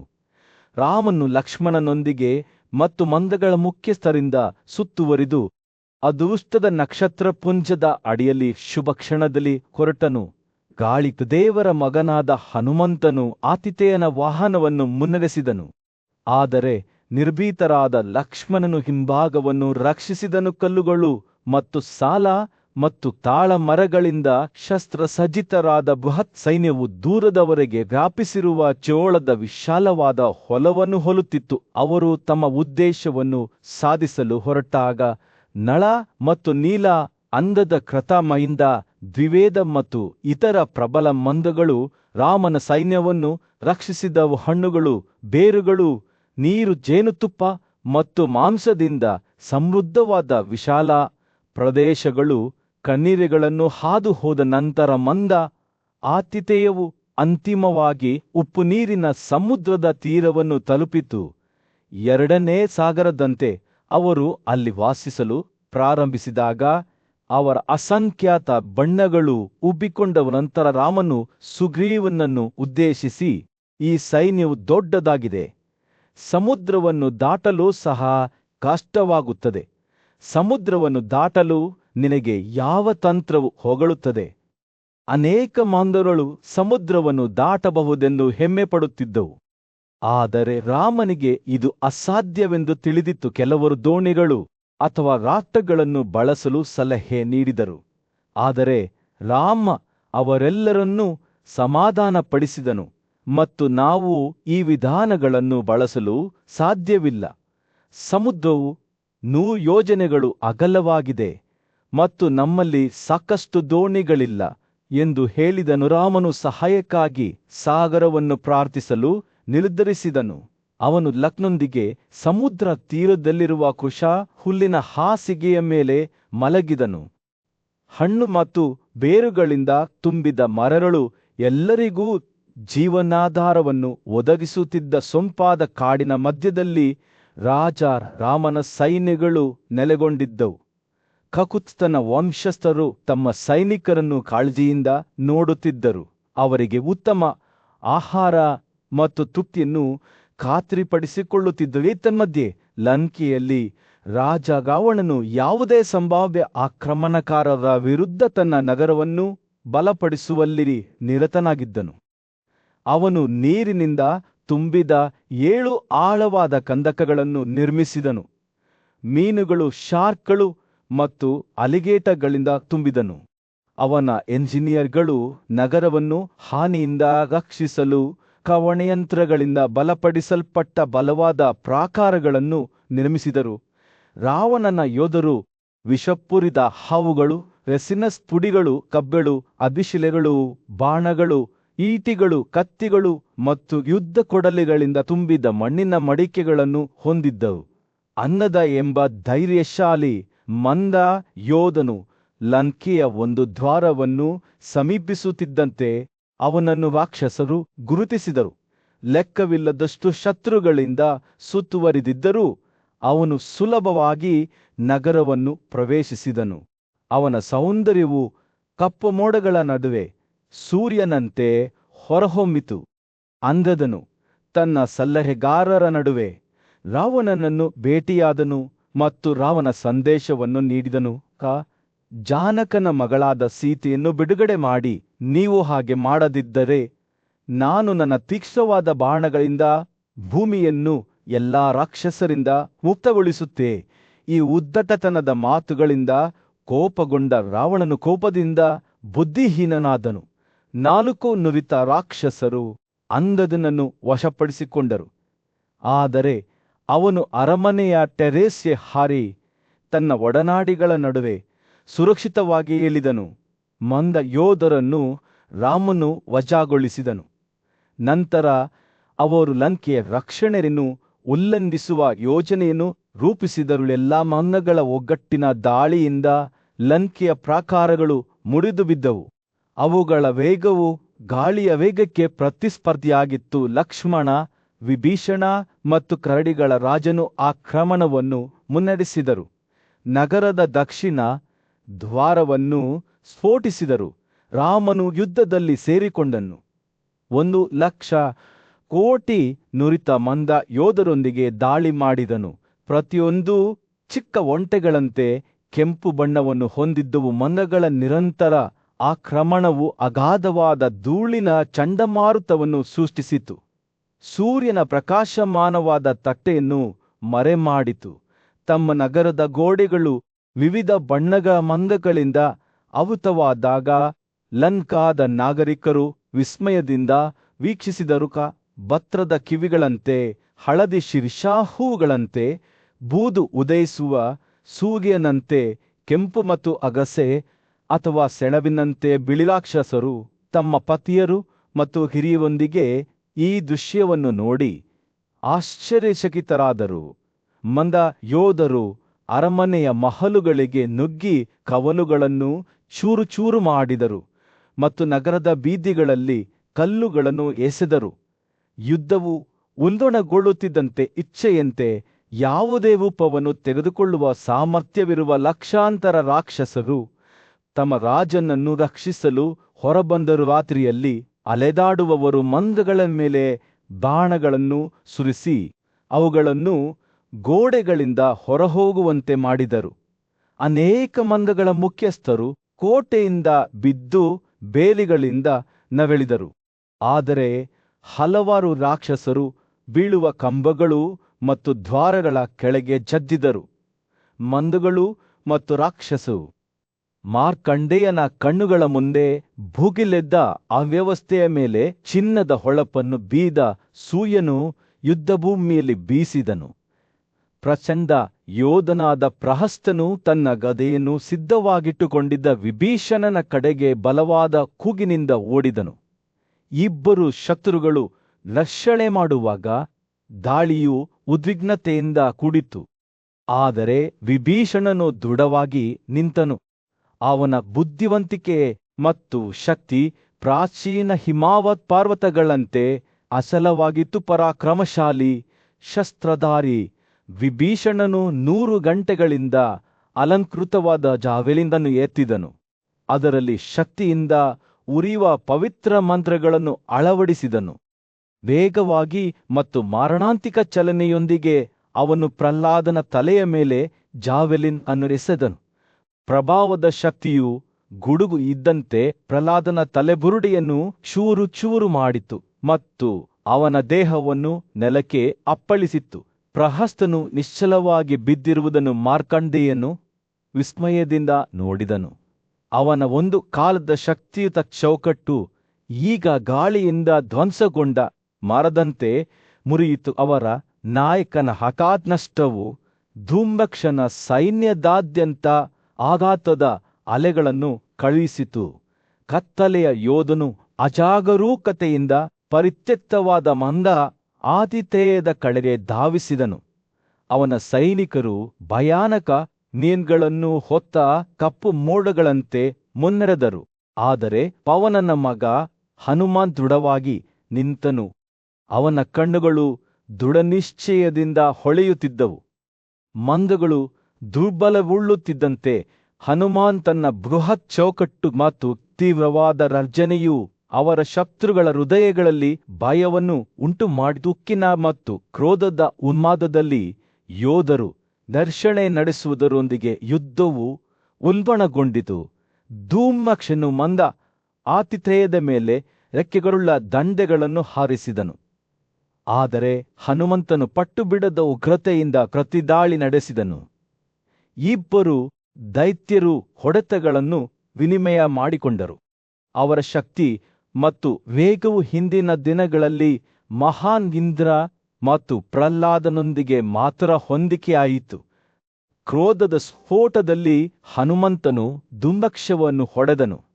ಅವನ ರಥವನ್ನು ಚೂರು ಚೂರು ಮಾಡಿದನು ಮತ್ತು ಅವನನ್ನು ನೆಲಕ್ಕೆ ಬೀಳಿಸಿದನು. ಹನುಮಂತನ ವಿಜಯದಿಂದ ಧೈರ್ಯಗೊಂಡ ಮಂಗಗಳು ಹೊಸ ಶೌರ್ಯದೊಂದಿಗೆ ಮುಂದೆ ಸಾಗಿದವು. ರಾಕ್ಷಸರನ್ನು ಸೋಲಿಸಲಾಯಿತು. ಅವರ ಒಡನಾಡಿಗಳು ಎಡ ಮತ್ತು ಬಲಕ್ಕೆ ಬಿದ್ದಾಗ ಭಯಭೀತರಾಗಿ ಲಂಕೆಯ ಕಡೆಗೆ ಓಡಿಹೋದರು. ಅವರು ಅಂತಿಮವಾಗಿ ನಗರದ ಗೋಡೆಗಳ ಭದ್ರತೆಯನ್ನು ತಲುಪಿದಾಗ ಅವರು ವಿನಾಶಕಾರಿ ಸುದ್ದಿಯನ್ನು ರಾವಣನಿಗೆ ತಿಳಿಸಿದರು. ಪ್ರಹ್ಲಾದ್ ಮತ್ತು ಧೂಮ್ರಾಕ್ಷವು ಪ್ರಬಲ ಮಂಗಗಳಿಗೆ ಬಿದ್ದಿವೆ. ಕತ್ತಲೆಯಾದ ರಾಜನ ಮುಖವು ತನ್ನ ನಷ್ಟದ ಭಾರವನ್ನು ಹೀರಿಕೊಂಡಾಗ ದುಃಖದಿಂದ ತಿರುಚಿತ್ತು.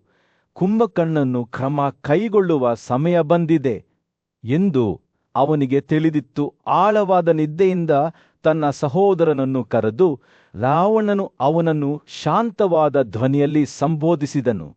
ಕುಂಭಕರ್ಣನೇ, ಇಷ್ಟು ಆಳವಾದ ವಿಶ್ರಾಂತಿ ನಿಮಗೆ ದೊರೆತಿರುವುದು ನಿಜಕ್ಕೂ ಅದೃಷ್ಟ. ಆದರೆ ಈಗ ನಮ್ಮ ಮಹಾನ್ ಸಂಬಂಧಿಕರು ಕೊಲ್ಲಲ್ಪಟ್ಟಿದ್ದಾರೆ ಮತ್ತು ರಾಮನ ಸೈನ್ಯವು ನಮ್ಮೆಲ್ಲರನ್ನೂ ಸೇವಿಸುವ ಬೆದರಿಕೆ ಹಾಕುತ್ತಿದೆ. ಭಾರವಾದ ಹೃದಯದಿಂದ ರಾವಣನು ಕುಂಭಕರ್ಣನಿಗೆ ತನ್ನ ರಕ್ಷಾಕವಚವನ್ನು ಧರಿಸಿ ದುಶಾನನ ಕಿರಿಯ ಸಹೋದರರಾದ ವಜ್ರವೇಗ ಮತ್ತು ಪ್ರೋಮತಿನ್ ಅವರೊಂದಿಗೆ ಆಕ್ರಮಣಕಾರರ ವಿರುದ್ಧ ಹೋರಾಡಲು ಸೂಚನೆ ನೀಡಿದನು. ಕತ್ತಲೆಯ ರಾಜನ ಮಾತುಗಳು ಗಾಳಿಯಲ್ಲಿ ತೂಗಾಡುತ್ತಿದ್ದವು. ಯುದ್ಧ ಪೀಡಿತ ಭೂಮಿಯ ಹೃದಯ ಭಾಗದಲ್ಲಿ ಕುಂಭಕರ್ಣ ಭಯಂಕರ ರಾಕ್ಷಸ ನಗರದಿಂದ ಹೊರಹೊಮ್ಮಿದನು. ಅವನ ಬೃಹತ್ ರೂಪವು ಅವನ ಪಟ್ಟು ಹಿಡಿದ ಉತ್ಸಾಹಕ್ಕೆ ಸಾಕ್ಷಿಯಾಗಿದೆ. ಅವನು ತನ್ನ ಪರಿವಾರದೊಂದಿಗೆ ಹೊರಟನು. ಯುದ್ಧದ ಲೂಟಿಗಳನ್ನು ಹೇಳಿಕೊಂಡ ವಿಜೇತರನ್ನು ಎದುರಿಸಲು ಉತ್ಸುಕನಾಗಿದ್ದನು. ಅವನು ಸಮೀಪಿಸುತ್ತಿದ್ದಂತೆ ರಾಮನ ಮಂದ ಪಡೆಗಳ ಸೈನ್ಯಗಳು ಕಾಣಿಸಿದವು. ಗಾಳಿಯಲ್ಲಿ ಬೀಸುತ್ತಿದ್ದ ಅವರ ಧ್ವಜಗಳು. ಕುಂಭಕರ್ಣನು ಸುಮಿತ್ರನ ಮಗನಾದ ರಾಮನು ಎತ್ತರವಾಗಿ ಕೈಯಲ್ಲಿ ತಲೆಬಾಗಿ ನಿಂತಿರುವುದನ್ನು, ಅವನ ಕಣ್ಣುಗಳು ದಿಗಂತದ ಮೇಲೆ ಗಾಢವಾಗಿ ನಿಂತಿರುವುದನ್ನು ನೋಡಿದನು. ತಮ್ಮ ನಾಯಕನ ಉಪಸ್ಥಿತಿಯಿಂದ ಧೈರ್ಯಗೊಂಡ ಮಂದ ಯೋಧರು ಈಟಿ ಮತ್ತು ಬಾಣಗಳ ಕಾಡಿನೊಂದಿಗೆ ಅವನನ್ನು ಸುತ್ತುವರೆದು ಕುಂಭಕರ್ಣನ ಕಡೆಗೆ ವೇಗವಾಗಿ ಮುನ್ನಡೆದರು. ಅವರು ರಾಕ್ಷಸನ ಮೇಲೆ ತಮ್ಮನ್ನು ತಾವು ಎಸೆದರು. ಎಲ್ಲಾ ಕಡೆಗಳಿಂದ ಹೊಡೆತಗಳನ್ನು ಸುರಿಸಿದರು. ಆದರೆ ಅವರ ದುರ್ಬಲ ಪ್ರಯತ್ನಗಳಿಗೆ ಅವನು ನಕ್ಕನು.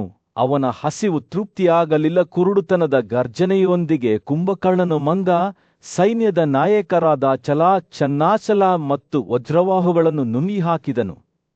ಅವರ ಕೂಗುಗಳು ಯುದ್ಧಭೂಮಿಯಲ್ಲಿ ಪ್ರತಿಧ್ವನಿಸುತ್ತಿದ್ದವು. ಇತರ ಮಂದಗಳು ಭಯಭೀತರಾದವು. ಅವರ ಭಯದ ಕೂಗು ಸುಗ್ರೀವನನ್ನು ತಲುಪಿತು. ಅವರು ತೀವ್ರ ಯುದ್ಧದ ಕೂಗಿನಿಂದ ಅವರನ್ನು ಒಟ್ಟುಗೂಡಿಸಿದರು. ಕೈಯಲ್ಲಿ ಸಾಲ ಮರದ ಕಾಂಡವನ್ನು ಹಿಡಿದುಕೊಂಡು ಕುಂಭಕರ್ಣನ ತಲೆಗೆ ಪ್ರತಿಧ್ವನಿಸುವ ಹೊಡೆತದಿಂದ ಹೊಡೆದರು. ರಾಕ್ಷಸನು ಸುಗ್ರೀವನನ್ನು ಹಿಡಿದು ನಗರದ ಕಡೆಗೆ ಎಳೆದಾಗ ಅವನ ನಗು ಕೋಪಕ್ಕೆ ತಿರುಗಿತು. ಆದರೆ ರಾಮ ಮತ್ತು ಲಕ್ಷ್ಮಣರನ್ನು ತಡೆಯಲಾಗಲಿಲ್ಲ. ಸುಮಿತ್ರನ ಮಗ ಸೂರ್ಯನ ಬೆಳಕಿನಲ್ಲಿ ಮಿಂಚುತ್ತಿದ್ದ ತನ್ನ ರೆಕ್ಕೆಗಳ ಬಾಣದೊಂದಿಗೆ ಮುಂದೆ ಓಡಿದನು. ಕುಂಭಕರ್ಣನನ್ನು ಪಟ್ಟುಬಿಡದ ಶಕ್ತಿಯಿಂದ ಹೊಡೆದನು.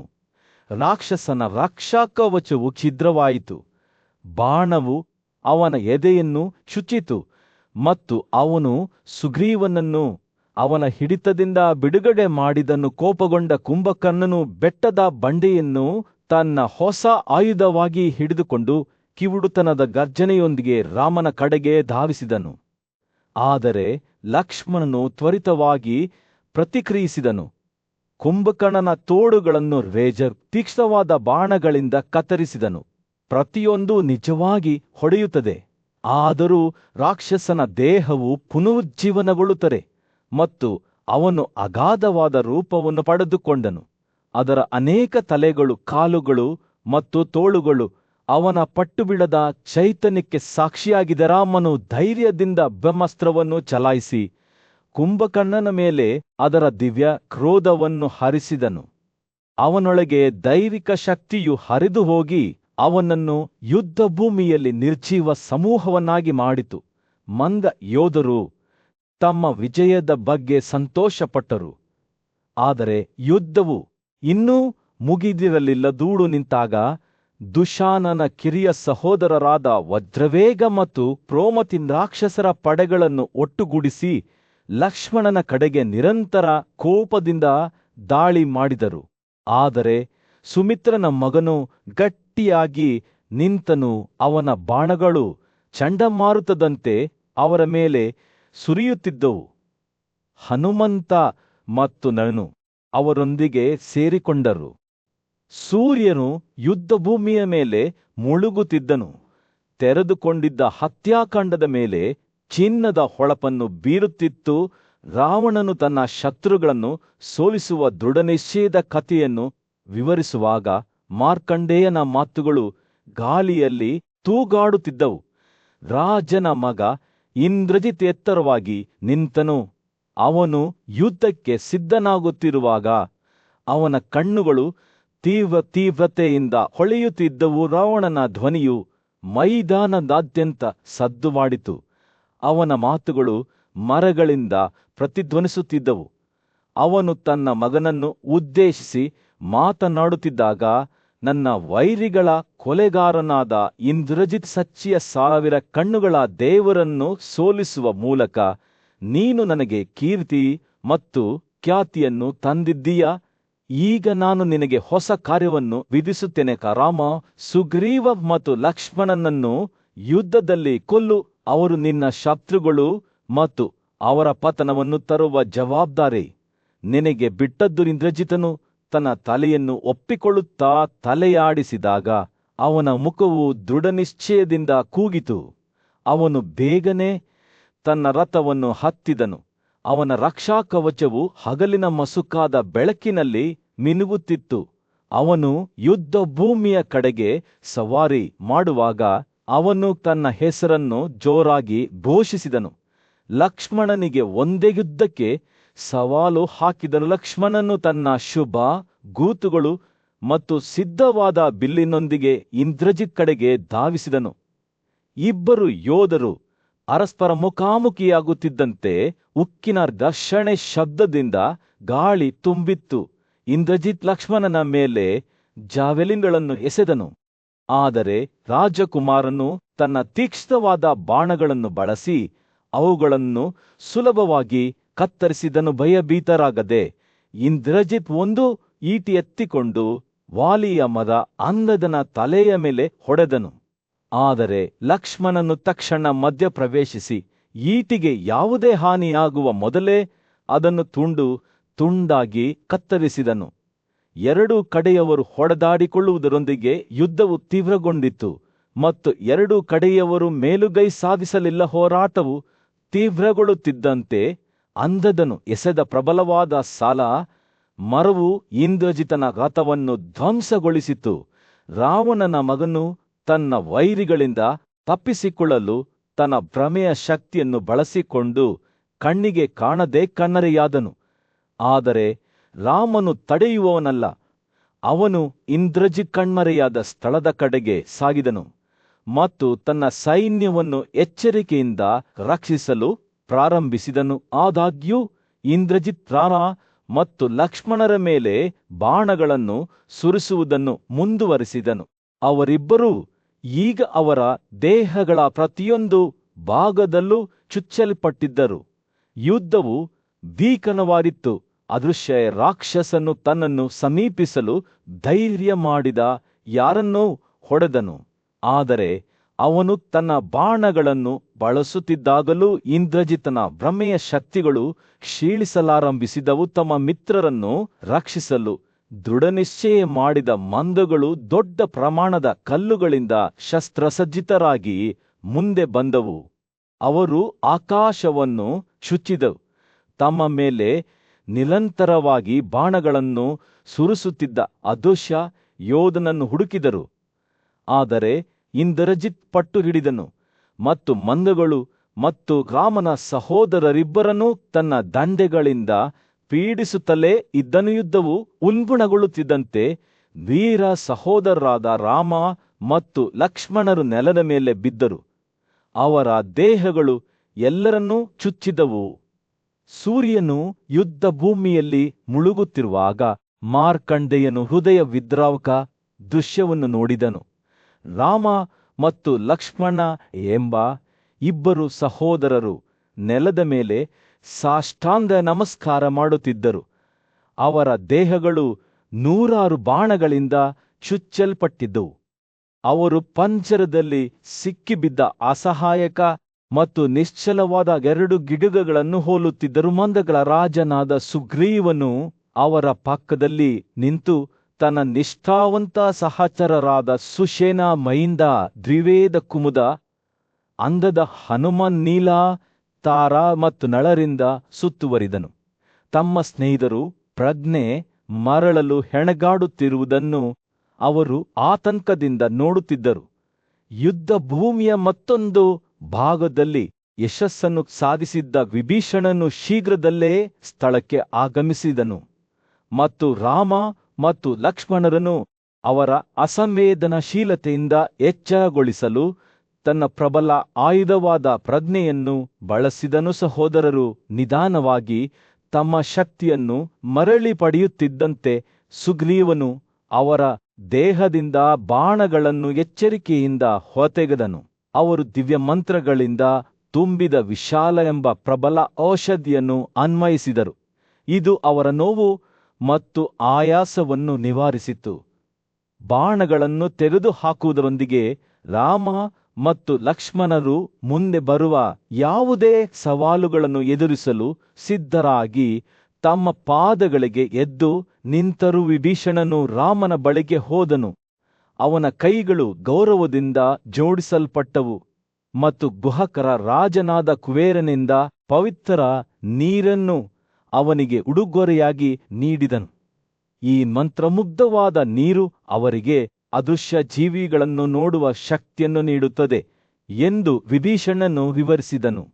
ಸುಗ್ರೀವ, ಜಂಬುವಾನ್, ಹನುಮಾನ್, ಅಂದದ ಮೈಂದ, ದ್ವಿವೇದ ನೀಲ ಮತ್ತು ಇತರ ಅನೇಕ ಮನ್ನಗಳೊಂದಿಗೆ ರಾಮ ಮತ್ತು ಲಕ್ಷ್ಮಣರು ಈ ಪವಿತ್ರ ನೀರಿನಿಂದ ತಮ್ಮ ಕಣ್ಣುಗಳನ್ನು ಹಾರಿಸಿದರು. ಅವರು ಹಾಗೆ ಮಾಡುವಾಗ ಒಂದು ಗಮನಾರ್ಹವಾದ ಪರಿವರ್ತನೆಯು ಸಂಭವಿಸಿತು. ಅವರ ಕಣ್ಣುಗಳು ಹಿಂದೆ ಅವರಿಗೆ ಅಗೋಚರವಾಗಿದ್ದ ವಿಷಯಗಳನ್ನು ನೋಡುವ ಸಾಮರ್ಥ್ಯವನ್ನು ಹೊಂದಿದ್ದವು. ಮಂತ್ರಮುಗ್ಧ ನೀರಿನ ಶಕ್ತಿಯು ಪೂರ್ಣಗೊಂಡಿತ್ತು. ಇದಲ್ಲದೆ ರಾವಣನ ಮಗನಾದ ಇಂದ್ರಜಿತ್ ಯುದ್ಧವನ್ನು ಮುಂದುವರಿಸಲು ಉತ್ಸುಕನಾಗಿ ಯುದ್ಧಭೂಮಿಗೆ ಮರಳಿದನು. ಅವನು ತನ್ನ ಯಶಸ್ಸಿನ ಬಗ್ಗೆ ತನ್ನ ತಂದೆಗೆ ತಿಳಿಸಿದನು ಮತ್ತು ನಂತರ ಮತ್ತೆ ಯುದ್ಧಕ್ಕೆ ಸೇರಿಕೊಂಡನು. ತನ್ನ ಸೈನ್ಯದ ಮುಂಚೂಣಿಯಲ್ಲಿ ತನ್ನನ್ನು ತಾನು ಇರಿಸಿಕೊಂಡನು. ವಿಭೀಷಣನು ಈಗ ಯುದ್ಧಕ್ಕಾಗಿ ಉತ್ಸುಕನಾಗಿದ್ದ ಇಂದ್ರಜಿತ್ ಕಡೆಗೆ ಲಕ್ಷ್ಮಣನನ್ನು ಮುನ್ನಡೆಸಿದನು. ಇಬ್ಬರು ಯೋಧರು ಅದ್ಭುತವಾದ ದ್ವಂದ್ವಯುದ್ಧದಲ್ಲಿ ಹೋರಾಡಿದರು. ಅವರು ಹೊಡೆತಗಳನ್ನು ವಿನಿಮಯ ಮಾಡಿಕೊಳ್ಳುವಾಗ ಅವರ ಬಾಣಗಳು ವೇಗವಾಗಿ ಹಾರುತ್ತಿದ್ದವು. ಘರ್ಷಣೆ, ಉಕ್ಕಿನ ಶಬ್ದ ಮತ್ತು ಬೆವರು ಮತ್ತು ರಕ್ತದ ವಾಸನೆಯಿಂದ ಗಾಳಿಯು ತುಂಬಿತ್ತು. ಇಂದ್ರಜಿತ್ ಲಕ್ಷ್ಮಣನ ದೇಹವನ್ನು ಬಾಣಗಳಿಂದ ಚುಚ್ಚಿದನು. ಅದು ಅವನ ಜೀವಕೋಶವನ್ನು ಭೇದಿಸುವಂತೆ ತೋರುತ್ತಿತ್ತು. ಆದರೆ ಸುಮಿತ್ರನ ಮಗ ಉರಿಯುತ್ತಿರುವ ಬಾಣಗಳಿಂದ ಪ್ರತೀಕಾರ ತೀರಿಸಿಕೊಂಡನು. ಇಂದ್ರಜಿತ್ಯೆ ಕೋಪದಿಂದ ಬುದ್ಧಿಹೀನವಾಗಿ ಹೊಡೆದನು. ಯುದ್ಧವು ತೀವ್ರಗೊಂಡಿತು. ಎರಡೂ ಯೋಧರು ಹೊಡೆತಗಳನ್ನು ವಿನಿಮಯ ಮಾಡಿಕೊಂಡರು ಮತ್ತು ಇಬ್ಬರು ಮೇಲುಗೈ ಸಾಧಿಸಲಿಲ್ಲ. ಆದಾಗ್ಯೂ ಲಕ್ಷ್ಮಣನು ಶೀಘ್ರದಲ್ಲೇ ಪ್ರಯೋಜನವನ್ನು ಗಳಿಸಿದನು. ತನ್ನ ಎದುರಾಳಿಯನ್ನು ಸೋಲಿಸಲು ಬೆಂಕಿಯ ಶಕ್ತಿ ಮತ್ತು ಹೊಳಪಿನಿಂದ ತುಂಬಿದ 3 ರೆಕ್ಕೆಗಳ ಬಾಣಗಳನ್ನು ಬಳಸಿದನು. ಒಂದು ಬಾಣದಿಂದ ಅವನು ಇಂದ್ರಜಿತನ ತೋಳನ್ನು ಅವನ ದೇಹದಿಂದ ಬೇರ್ಪಡಿಸಿದನು. ಇನ್ನೊಂದರಿಂದ ಅವನು ತನ್ನ ಇನ್ನೊಂದು ತೋಳನ್ನು ನೆಲಕ್ಕೆ ಬೀಳಿಸಿದನು. ಮತ್ತು ಮೂರನೆಯದರೊಂದಿಗೆ ಸೂರ್ಯನು ಯುದ್ಧಭೂಮಿಯ ಮೇಲೆ ಮುಳುಗುತ್ತಿದ್ದನು. ಅದರ ಮುಂದೆ ಭುಗಿಲೆದ್ದ ಅವ್ಯವಸ್ಥೆಯ ಮೇಲೆ ಚಿನ್ನದ ಹೊಳಪನ್ನು ಬೀರುತ್ತಾನೆ. ಮಾರ್ಕಂಡೇಯನು ಕೋಪ ಮತ್ತು ಹತಾಶೆಯನ್ನು ಹರಡುವ ತನ್ನ 10 ಕುತ್ತಿಗೆಯ ರೂಪವಾದ ರಾವಣನು ಚಿನ್ನ ಮತ್ತು ರತ್ನಗಳಿಂದ ಅಲಂಕರಿಸಲ್ಪಟ್ಟ ತನ್ನ ರಥವನ್ನು ಏರುವುದನ್ನು ನೋಡುತ್ತಿದ್ದನು. ರಾಕ್ಷಸ ರಾಜನ ಕಣ್ಣುಗಳು ರಾಮನ ವಿರುದ್ಧ ತನ್ನ ಭಯಾನಕ ಯೋಧರ ಸೈನ್ಯವನ್ನು ಮುನ್ನಡೆಸುತ್ತಿರುವಾಗ ಅವರ ಕಾಂಡಗಳು ಪ್ರಬಲ ಮರಗಳಂತೆ ತೂಗಾಡುತ್ತಿದ್ದವು. ಮಂದಗಳ ಮುಖ್ಯಸ್ಥರಾದ ಮೈಂದ, ನೀಲ ನಳ ಅಂದದ ಹನುಮಾನ್ ಮತ್ತು ಜಂಬವನ್ ರಾವಣನನ್ನು ಸುತ್ತುವರಿದರು. ಅವರ ಪಡೆಗಳು ಸಿದ್ಧವಾಗಿದ್ದವು. ಅವರು ರಕ್ಷಣೆ ಮಾಡುವಾಗ ಯುದ್ಧವು ತೀವ್ರಗೊಂಡಿತು. ಮಂದಗಳು ತಮ್ಮ ಶಕ್ತಿಯುತ ಕಾಂಡಗಳನ್ನು ಬಳಸಿ ಮರಗಳನ್ನು ಕಿತ್ತು ಹಾಕಿ ರಾಕ್ಷಸರ ಮೇಲೆ ಬೀಳಿಸಿದವು. ಆದರೆ ರಾವಣನು ಅಷ್ಟು ಸುಲಭವಾಗಿ ಸೋಲುವವನಲ್ಲ. ಅವನು ತನ್ನ ಭ್ರಮೆಯ ಶಕ್ತಿಯನ್ನು ಕರೆದನು ಮತ್ತು ಹಲ್ಲುಗಳಿಗೆ ಶಸ್ತ್ರಸಜ್ಜಿತರಾಗಿ ತನ್ನ ದೇಹದಿಂದ 100 ಮತ್ತು 1000 ರಾಕ್ಷಸರನ್ನು ಹೊರಹಾಕಿದನು. ಆದಾಗ್ಯೂ ರಾಮನು ಯುದ್ಧದ ಕಲೆಗೆ ಅಪರಿಚಿತನಾಗಿರಲಿಲ್ಲ.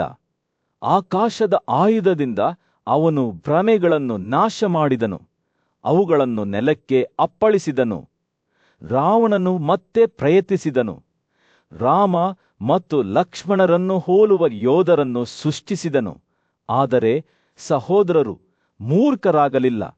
ಅವರು ರಾಕ್ಷಸರನ್ನು ಕತ್ತರಿಸುವಾಗ ತಮ್ಮ ಬಿಲ್ಲುಗಳನ್ನು ಹಾಡುತ್ತಾ ಮುಂದೆ ಸಾಗಿದವಿಂದನ ಸಾರಥಿಯಾದ ಮತಾಲಿ ಸೂರ್ಯನಂತೆ ಹೊಳೆಯುವ ಕುದುರೆಗಳೊಂದಿಗೆ ಭವ್ಯವಾದ ಕಾರನ್ನು ಓಡಿಸುತ್ತಾ ದೃಶ್ಯದಲ್ಲಿ ಕಾಣಿಸಿಕೊಂಡನು. ಅವನು ರಾಮನಿಗೆ ಈ ದೈವಿಕ ವಾಹನವನ್ನು ಬಳಸಿ ಅದು ರಾವಣನ ಮೇಲೆ ವಿಜಯವನ್ನು ನೀಡುತ್ತದೆ ಎಂದು ಭರವಸೆ ನೀಡಿದನು. ಆದರೆ ರಾಮನು ಸಂಶಯ ಹೊಂದಿದ್ದನು. ಇದು ರಾಕ್ಷಸ ರಾಜನು ಸೃಷ್ಟಿಸಿದ ಮತ್ತೊಂದು ಭ್ರಮೆಯಾಗಿರಬಹುದು ಎಂದು ಭಾವಿಸಿದನು. ವಿಭೀಷಣನು ಮಧ್ಯಪ್ರವೇಶಿಸಿ ಮಾತಾಲೆಯ ಮಾತುಗಳು ನಿಜವೆಂದು ಮತ್ತು ರಥವು ಇಂದ್ರನಿಗೆ ಸೇರಿದೆ ಎಂದು ರಾಮನಿಗೆ ಭರವಸೆ ನೀಡಿದನು. ದೃಢನಿಶ್ಚಯದಿಂದ ತುಂಬಿದ ಅವನ ಹೃದಯವು ರಾಮನ ಮೇಲೆ ಹತ್ತಿತು. ಅವನು ರಾವಣನ ಕಡೆಗೆ ಸವಾರಿ ಮಾಡುವಾಗ ಆಕಾಶದಲ್ಲಿ ಕಿವುಡುತನದ ಗರ್ಜನೆ ಪ್ರತಿಧ್ವನಿಸಿತು. ದೇವರುಗಳೇ ಯುದ್ಧದ ನಿರೀಕ್ಷೆಯಲ್ಲಿ ಸಂತೋಷಪಡುತ್ತಿದ್ದಾರೆ. ಇಬ್ಬರು ಶತ್ರುಗಳು ಉಕ್ಕು ಮತ್ತು ಬೆಂಕಿಯ ಉನ್ಮಾದದಲ್ಲಿ ಹೋರಾಡಿದರು. ಅವರು ಹೊಡೆತಗಳನ್ನು ವಿನಿಮಯ ಮಾಡಿಕೊಳ್ಳುವಾಗ ಅವರ ಚಲನೆಗಳು ಮಿಂಚಿದ ವೇಗದಲ್ಲಿದ್ದವು. ರಾವಣನು ಭಯಂಕರವಾದ ಜಾವೆಲಿನ್ ಅನ್ನು ಎಸೆದನು. ಅದು ಇಂದ್ರನ ಗುಡುಗು ಎಂದು ತೋರುತ್ತದೆ. ಆದರೆ ರಾಮನು ತನ್ನ ಚೂಪಾದ ಬಾಣಗಳಿಂದ ಅದನ್ನು ತ್ವರಿತವಾಗಿ ಕತ್ತರಿಸಿದನು. ರಾಕ್ಷಸ ರಾಜನು ಈ ಸಾಧನೆಯಿಂದ ದಿಗ್ಭ್ರಮೆಗೊಂಡನು. ಆದರೆ ಅವನು ಶೀಘ್ರದಲ್ಲೇ ತನ್ನ ಹಿಡಿತವನ್ನು ಮರಳಿ ಪಡೆದನು. ಪಟ್ಟುಬಿಡದೆ ರಾವಣನು ರಾಮನ ಮೇಲೆ ಗಟ್ಟಿಯಾದ ಬಾಣಗಳು ಮತ್ತು ಅಸಂಖ್ಯಾತ ಇತರ ಶಸ್ತ್ರಾಸ್ತ್ರಗಳನ್ನು ಹಾರಿಸಿದನು. ಅವರು ದಾಳಿಯ ವಿರುದ್ಧ ದೃಢವಾಗಿ ನಿಂತರು. ಆದರೆ ಯುದ್ಧವು ಉನ್ಮೂಲಗೊಳ್ಳುತ್ತಿದ್ದಂತೆ ಮಂದಗಳು ದುರ್ಬಲಗೊಳ್ಳಲು ಪ್ರಾರಂಭಿಸಿದವು. ರಾಕ್ಷಸ ರಾಜನ ಭ್ರಮೆಗಳ ಸಂಪೂರ್ಣ ಉಗ್ರತೆಯಿಂದ ಅವರ ಧೈರ್ಯವು ಅಲುಗಾಡಿತು. ರಾಮನಿಗೆ ತಾನು ಇದನ್ನು ಶೀಘ್ರವಾಗಿ ಕೊನೆಗೊಳಿಸಬೇಕೆಂದು ತಿಳಿದಿತ್ತು. ಆತ ಚಿನ್ನದ ಗರಿಗಳು ಮತ್ತು ಸುಂದರವಾದ ರೆಕ್ಕೆಗಳನ್ನು ಹೊಂದಿರುವ ಬಾಣವೊಂದನ್ನು ಹೊರತೆಗೆದು ಅದರಲ್ಲಿ ಬ್ರಹ್ಮಾಸ್ತ್ರ ಮಂತ್ರವನ್ನು ಅಳವಡಿಸಿಕೊಂಡನು. ಆತ ಅದನ್ನು ತನ್ನ ಬಿಲ್ಲಿಗೆ ಜೋಡಿಸಿದಾಗ ಸ್ವರ್ಗದಲ್ಲಿರುವ ದೇವರುಗಳಿಂದ ಸಾಮೂಹಿಕ ನಿಟ್ಟುಸಿರು ಬಂದುವು. ರಾವಣನ ಮೇಲಿನ ಮಹಾವಿಜಯದ ನಂತರ ರಾಕ್ಷಸರ ದುಷ್ಟರಾಜನಾದ ರಾಮನು ತನ್ನ ನಿಷ್ಠಾವಂತ ಸ್ನೇಹಿತರೊಂದಿಗೆ ವಿಜಯಶಾಲಿಯಾಗಿ ನಿಂತನು. ಬುದ್ಧಿವಂತ ಋಷಿಗಳ ನೇತೃತ್ವದಲ್ಲಿ ಆಕಾಶದ ಜೀವಿಗಳು ರಾಮನಿಗೆ ಗೌರವ ಸಲ್ಲಿಸಲು ಒಟ್ಟುಗೂಡಿ ಅವನನ್ನು ನ್ಯಾಯ ಮತ್ತು ನೀತಿಯ ವಿಜೇತ ಎಂದು ಶಾರಿಸಿದ ಅವರು ಸ್ತೋತ್ರಗಳು ಮತ್ತು ಅರ್ಪಣೆಗಳೊಂದಿಗೆ ರಾಮನನ್ನು ಪೂಜಿಸುತ್ತಿದ್ದಾಗ ಆಕಾಶವು ಸಂತೋಷದಿಂದ ಹಬ್ಬವು ಪೂರ್ಣವಾಗಿ ಅರಳುವಂತೆ ಹೊಳೆಯುತ್ತಿತ್ತು. 10 ಕುತ್ತಿಗೆಯ ರಾಕ್ಷಸ ರಾವಣನ